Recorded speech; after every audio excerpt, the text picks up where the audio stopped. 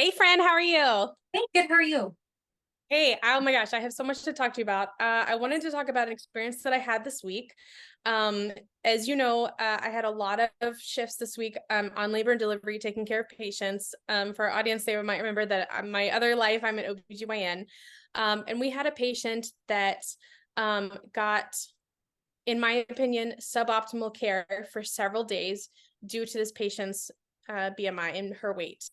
And when I came on shift and I was taking care of her for the first time, I was a little bit infuriated Mm. by some of the things that I saw on the chart and some of the management that she had been subject to. And that has been a lot on my mind this week. And uh, it has just been so um it makes me so fucking pissed off because I have experienced this. You have experienced this. I feel like this was a disservice to her. I feel embarrassed for our field. I am so ashamed for the projection of care that we are supposed to provide patients and how this patient was managed this week. And things that would not have been the same had she been a normal size and had she been straight sized. It is infuriating and I was appalled, and I am so sorry to anyone who's ever experienced this, myself included. I can't get into the details about her situation, but I think you and I have both experienced this. And so I thought maybe we would just kind of talk today a little bit about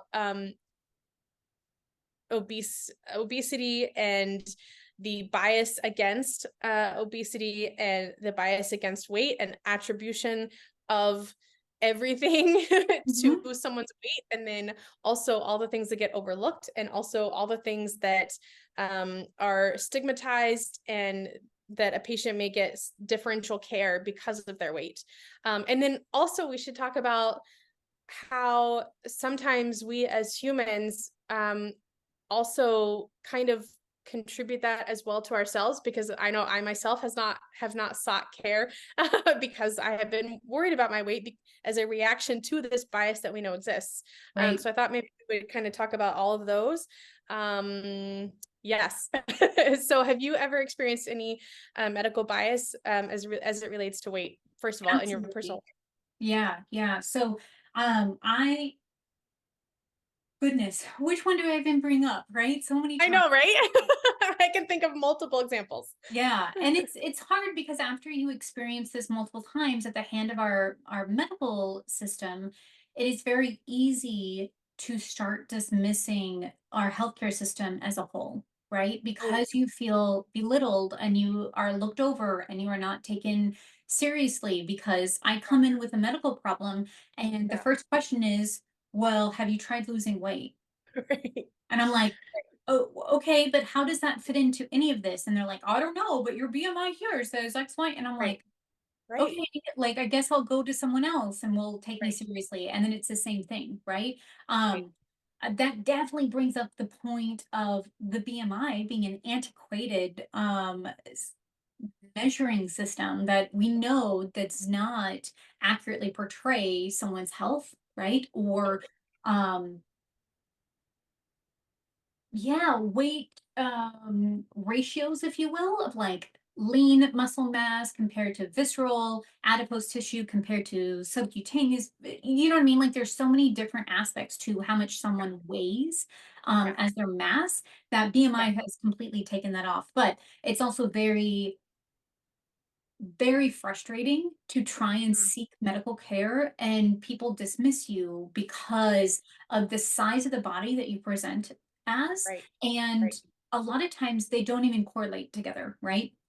And like one has Or nothing to do with the other, right? exactly. Or if you legitimately do have a health problem and your healthcare team, you are in the hospital, as my patient was this week, and your healthcare team knows that you cannot lose weight right now because of a pregnancy, for example. Um, but yet they are managing you, and OBGYN is a surgical subspecialty, and they are managing you in a way that they would not do for someone who did not have the same adiposity on their body, Right. like it is infuriating. And like at the end of the day, you have to do what's right for the patient, you have to do what's best for the patient, and the there are physicians that actually occurred that are my partners this week that they justified what they felt is right for this patient based on not how she was doing, not how her baby was doing, not on the status, but because of like her adiposity, which was high, weighed too much into the equation, in Mm. my opinion, and she got substandard care, which was so infuriating. As someone who has struggled with this, I would not want to be treated the way she was treated. No human should be treated the way she was treated this week. And anyway, and there was this dragging of feet to take care of her properly, because it was like, let's just get to the end of my shift with things as they are, and the next person can be responsible for it. And they didn't want to take care of her the way they should have. Anyway, I took care of her, but I am one obese doctor in many straight sized doctors. Yeah. And you shouldn't have to wait for someone who looks like you to give you appropriate care, which I Right. think that is part of a huge statement about the medical society in general, especially when it comes to race. And anyway, but long story short, I didn't mean to interrupt you. No, no, Uh, but that's so sad that you were the only one, right? That was yeah, treating her as a human being and not right, an obese mother. Like, you know what I right, mean? And it's just so, can we look right, past certain things because she right, obviously needs medical care? right. Um, it, I think, becomes even more frustrating when we have gone through medical school. We are Mhm. physicians and we still get treated certain ways, Oh, right? yeah. So I know that that was a huge, I think, hindrance and always in the back of my mind when I was in a larger body and I was presenting myself as someone who had more knowledge in um, the medical field, and I was trying to make that connection with my patients. And so to be treated that way by other individuals and by other physicians is right one thing, but then that carries over to how am I treated in society when people look at me and they make those snap judgments, right? And then 100%. how does someone perceive me when when I walk into the exam room and they see me as their physician, right? So all of those thoughts and self-doubts and self-esteem issues culminate and continue to progress through our society, and we continue to make that a thing, right? The way that people look and not actually what they've done and what they achieved. But Yeah, if you look a certain way and you have your hair done a certain way or you wear yeah, certain brands, then you get yeah. treated better, which is Differently. ridiculous, right? Yeah. um so yeah, what are your Well, and I thoughts think on that there's like even a further perpetuating or further perpetuation of this effect even internally, because I that? Mm, know, and you know this about me, and I'll just admit it to our audience, I am behind on my pap smears, which is nobody, I'm not giving anyone an okay to do this. You should not do this. Please be better than I am, but this is a do as I say, not as I do moment. As a gynecologist, I myself am behind on my pap smears. I have justified it for a number of reasons with the Gardasil vaccine. And anyway, long story short, I myself, the reason why I'm behind is because I live in Southern California and there are not many OBGYNs, physicians who struggle with their weight, or honestly, there's not many people who are not straight sized in Southern California, period, much less physicians, much less OBGYNs who are qualified to do it, or anyone who's qualified to do a pelvic exam. And I have had some bad experiences myself being the patient and being in a larger body. And I myself don't want to take off my pants in front of someone who is straight sized and submit myself to a pelvic exam when that is a very intimate part of me and that is affected by my weight. right. And so, not only am I part of this institution that propagates bias, but then I also have self-inflicted or brought on the differential care and the substandard health maintenance because I am worried about that stigma and I don't want to be further subject to it. Right. This is a huge fucking problem, and like this is not okay, and this is something that I really feel for patients, and that, you know, I try to create a safe space when I am caring for patients, and I have been told that, you know, patients come and seek me out, you know. But I think, like, what do we do? What do we do about this as a society? What do we do about this as a medical field? Like, how can we help improve this? And maybe we're jumping way too ahead of ourselves. I want to hear about some instances that you have been through, and how you felt, and what was your reaction to it. Yeah. So I think it's it's humiliating in a lot of different ways, right? Because when you're seeking care of any type, you Mhm. tend to be in a vulnerable spot because you Yeah, are not at your pinnacle. You're not 100%. You are seeking advice from someone right, because something is the matter, right? right, There is very rarely the case that you're going in just to say, "Hey, what's up, doc? Like, right, just thought I'd see you." And I'm like, right, "Oh, right, cool." Right? That right. doesn't happen. And So maybe that is a checkup, but a checkup for when you're in a straight size versus a checkup when you're in a larger size are totally different experiences, you know? right, right. And so I remember, and even to this day, I don't enjoy seeking out healthcare, right? And going to a clinic. And because, oh my gosh, they're gonna want to weigh me. Do I Yeah. take off Yep. everything? Because Yep. when I weigh myself at home, it's blah blah blah, right? And Yeah. we can talk about like scale issues and like Yeah. the fact that Yeah. this number on the scale does not matter for who you are and where you're at, Right. and you know what I mean, all of these Right. other aspects. But it's been such a key number in my medical chart for so long that Yeah. it is stress inducing. And Yeah. I am now concerned about, oh my gosh, what is it? And what are they going to say? And what are they going to bring up? And what is this, right? All this stress before you even see someone. Yeah. So I have actually taken the opposite approach, and I don't weigh my patients when they come to see me because of that very reason, right? Now, if someone is interested and they say, "Hey, can I step on your scale because I stepped on yours last time and I don't have one at home?" Go for it. Yeah. Totally. But I don't need Yeah. to know what it is unless I need to prescribe a medication that's weight based and then I ask you to Right. jump on it. You don't have to Right. look at it. I literally Right. just look to see and then I calculate your dose and we go from Right. there. Right. But that's, I think, one change that could be made and that I've already made in my clinic because I know how it's made me feel in the past and how it has actually, that small change has actually been brought up by my patients.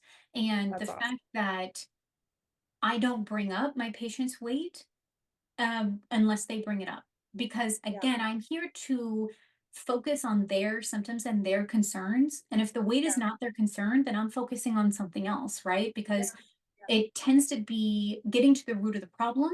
And if Yeah. weight is a symptom of the root of the problem, well, it's going to fix itself, right? Yeah. It's very rarely that someone comes in and they're like, oh, well, the only thing I want to talk about are these 5 pounds and I gained 5 pounds and it happens to be because I ate 5 pounds of peanut M&Ms. Do you think that could be it?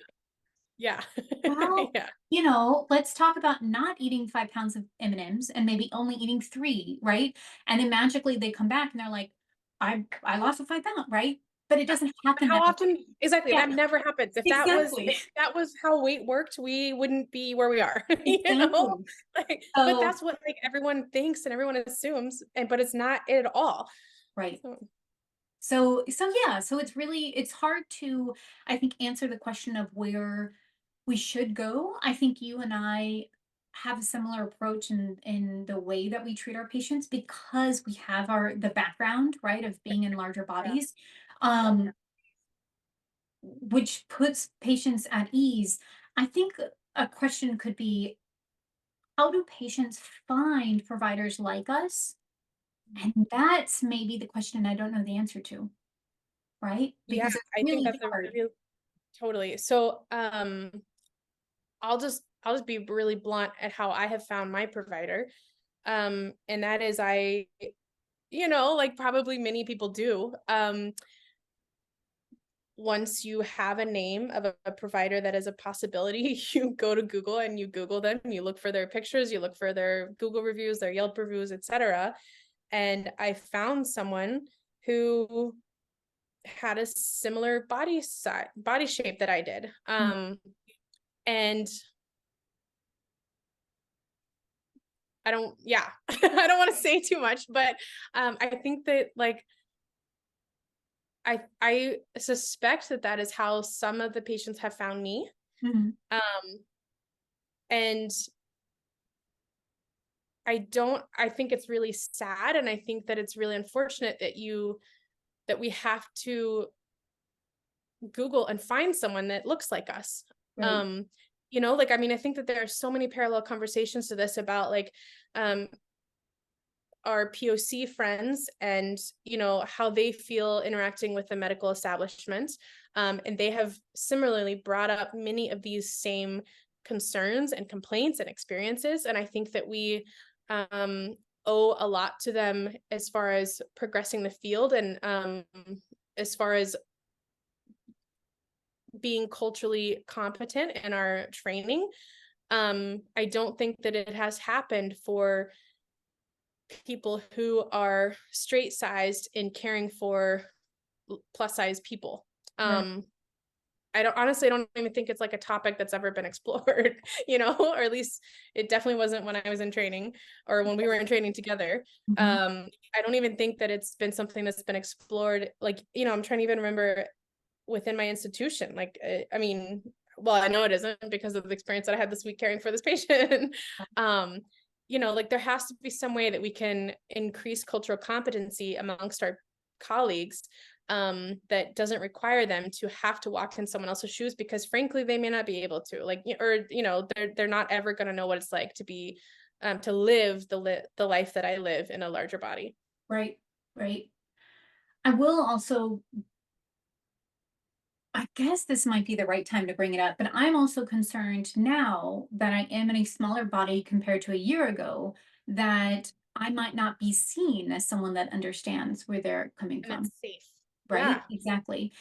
Because now if people are used to making snap judgments, right, of Yeah. the way you present, the way you look, and like Yeah. again, I now Yeah. walk in a slimmer body compared to a year ago. And if it's the first time meeting me, you might not know that I know Yeah. exactly the struggles, What right, it's that like. other people have been. And I've been in that seat and I've been in your spot and I've yo-yo diet since I was 7 years Yeah. old. Like, you know what I Yeah. mean? And I've Yeah. fit in all of the jean sizes. Right. Um, and so that's also something that is really interesting now on my current health journey of how do I continue to show up for my patients and show up for this group of people that I, until recently, easily fell into visually, right? Yeah. I personally still find myself, I belong in that group, but I also feel like people look at me and they go, no, you don't. Or you might have Yeah. used to, but now you don't anymore. And I'm like, Yeah. how could I And have if been they didn't exposed know to? you, they don't know Right? that you used to. Yeah. So Yeah. that's I mean, interesting.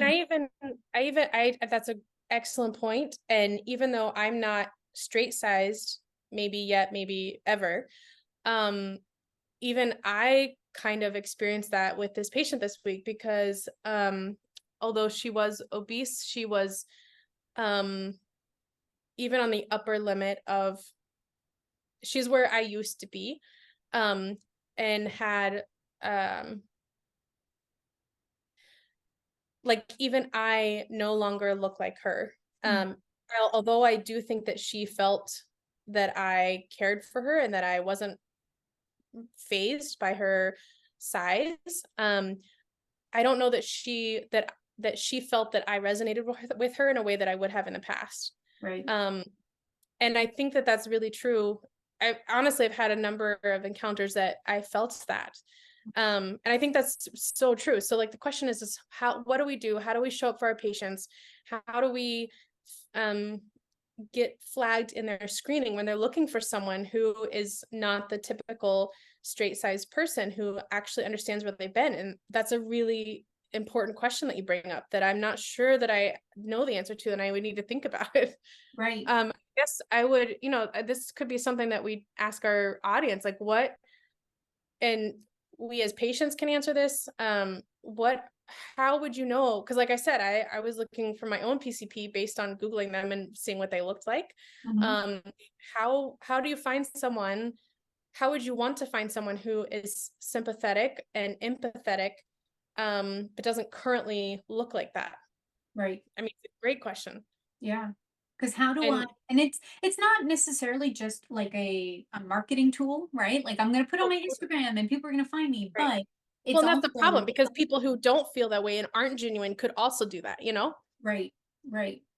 Um, but yeah, that's interesting. And it might be the new, I don't know if we want to call it a movement, but almost like an acceptance, right? Of this group of people. Like, how do I tell people that I am accepting and I am open and I am willing to meet you where you're at, not necessarily where I want you to be, if that makes sense, right? Especially with your weight, because to a lot of people, their weight is not their concern. So Yeah, therefore, yeah, we're going to take care of their issues another way. I mean, we can get into the logistics of medical changes that happen when you carry extra adipose tissue compared to smaller, right, amounts of adipose tissue. But sometimes it's also, like I said, a symptom of something else that's happening, right, right? And right, not necessarily right. the be all end all. So that'll be really interesting going forward. I'm hoping that people in our audience will reach out and let us know, and we can start brainstorming Yeah, maybe as a community yeah. of how do we want to present ourselves? How do we, How do we show up for our yeah. patients with diverse bodies? So so definitely, I mean, let us know. This is not just a one-way street. Leave comments, leave questions. You can DM us, I guess, because we post this to Instagram and TikTok and Yeah. YouTube and all sorts of stuff. But definitely let us Yeah. know and let us know what you think and if you've experienced the same things, unfortunately, that Dr. Sarah and I have. Yeah. So, Yeah. alrighty, we'll see you guys next Till time. next week. Yeah. All right. Bye.